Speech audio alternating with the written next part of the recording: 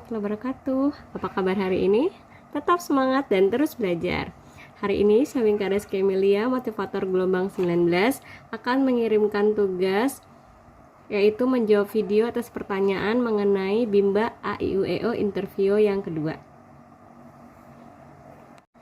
Di sini ada dua pertanyaan, A dan B. Yang pertama mengenai kegiatan bermain baca-bacaan. Pertanyaan yang pertama adalah, jelaskan apa yang dimaksud dengan kegiatan bermain baca-bacaan. Kegiatan bermain baca-bacaan adalah kegiatan atau segala sesuatu permainan yang berhubungan dengan menumbuhkan minat baca anak. Kedua, jelaskan kegiatan apa saja yang termasuk dalam kegiatan baca-bacaan. Contoh kegiatannya adalah bermain modul baca, bermain tarik garis, tebak gambar, berdialog berbahasa Bimba, ataupun bisa dengan bercerita dan berdongeng. Yang ketiga, apa tujuan dari kegiatan bermain baca-bacaan? Tujuan dari kegiatan bermain baca-bacaan adalah tujuan utamanya agar anak menyukai dan tertarik pada kegiatan bermain baca-bacaan. Sedangkan tujuan khususnya adalah agar anak terampil membaca sehingga menumbuhkan minat baca secara intrinsik. 4. Kapan kegiatan bermain baca-bacaan dilakukan oleh motivator? Kegiatan yang dilakukan sesering mungkin selama proses bermain sambil belajar berlangsung, dikarenakan kegiatan bermain baca-bacaan adalah prioritas utama. Yang kelima, mengapa kegiatan bermain baca-bacaan menjadi kegiatan prioritas utama yang harus dilakukan oleh motivator? Karena untuk membiasakan anak dalam proses membaca, sehingga anak menjadi terampil sesuai dengan pengertian dan tujuan Bimba, yaitu menumbuhkan minat baca anak secara intrinsik sejak dini. Yang keenam, apa yang harus dievaluasi oleh motivator ketika anak bermain baca-bacaan? 6. Apa yang harus dievaluasi oleh motivator ketika anak bermain baca-bacaan?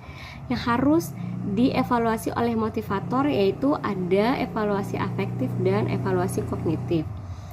Evaluasi afektif seperti mengevaluasi tujuan utama, bagaimana sikap anak, apakah anak sudah tertarik, bersemangat, atau antusias, berarti tujuan utama telah tercapai.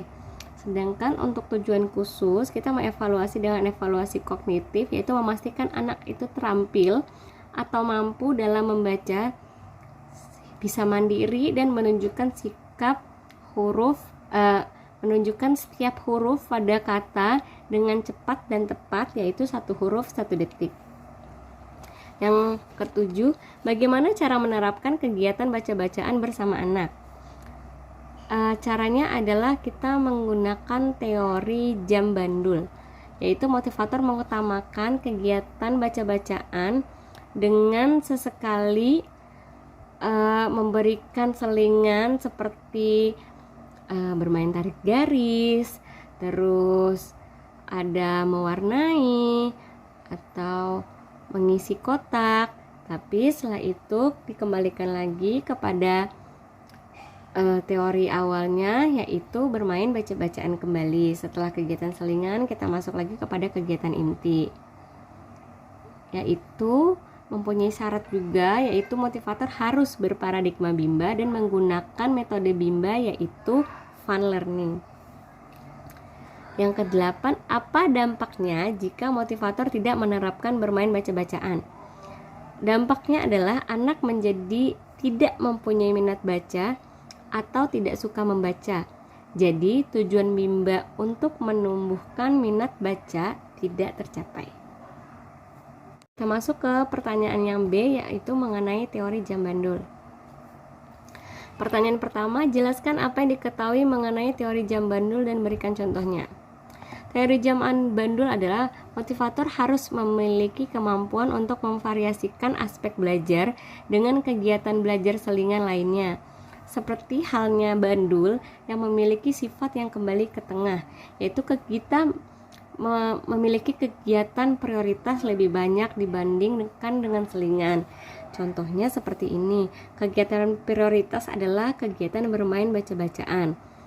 Nah, agar anak tidak merasa bosan, kita memberikan kegiatan selingan seperti mewarnai atau bermain tarik garis atau mengisi kotak atau menulis. Nah, setelah itu kita kembalikan lagi ke kegiatan inti yang awal, yaitu bermain baca-bacaan. Itulah contoh lari atau apa yang dimaksudkan dari teori jam bandul. Yang kedua, apa tujuan penerapan teori jam bandul? Tujuan dari teori jam bandul ini adalah agar suasana belajar lebih menyenangkan dan tidak membosankan bagi anak.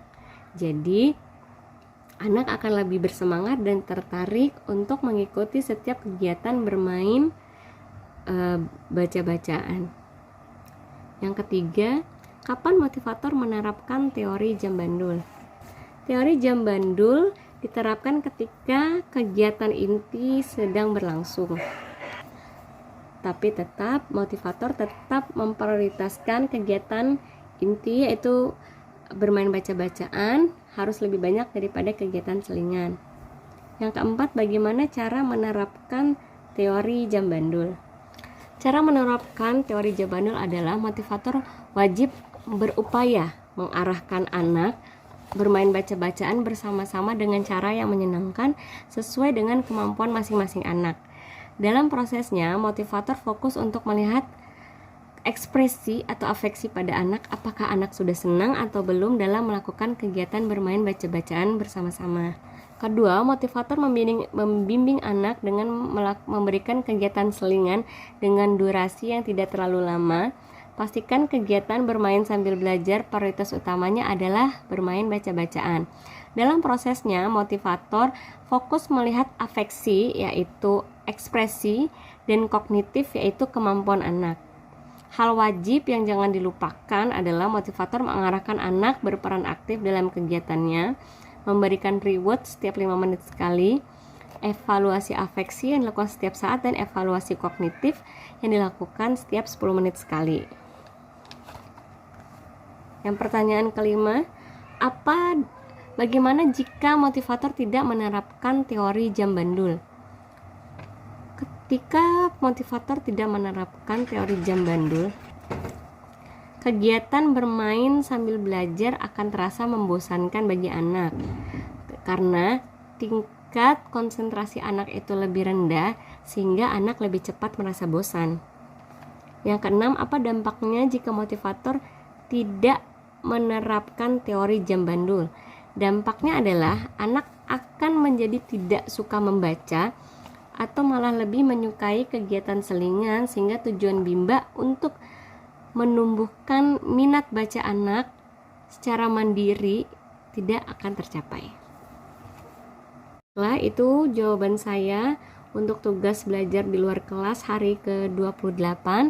Semoga mentor dan trainer berkenan. Saya ucapkan terima kasih. Assalamualaikum warahmatullahi wabarakatuh.